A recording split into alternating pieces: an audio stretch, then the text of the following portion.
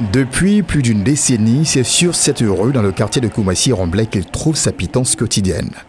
Et surtout, sous des véhicules en panne qui stationnent dans l'urgence sur le trottoir. Ça ne nous plaît pas de rester un peu dans le quartier pour travailler. D'abord, on gêne les gens, on gêne un peu la circulation parce qu'il faut dire les trucs comme il le faut.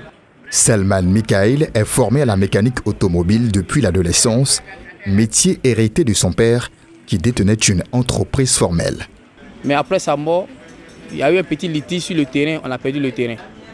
Voilà, donc on se fait de se retrouver au dehors. Et puis mes autres frères ont choisi autre activité de faire. Mais puisque moi, c'était ma passion d'être mécanicien, bon, je suis resté dedans jusqu'à aujourd'hui, il me fait 22 ans dans la mécanique. Ces garages aux abords des rues foisonnent à Abidjan. Ils emploient des milliers de jeunes. La plupart sont venus des localités de l'intérieur du pays pour un mieux-être dans la capitale économique où sont prématurément déscolarisés.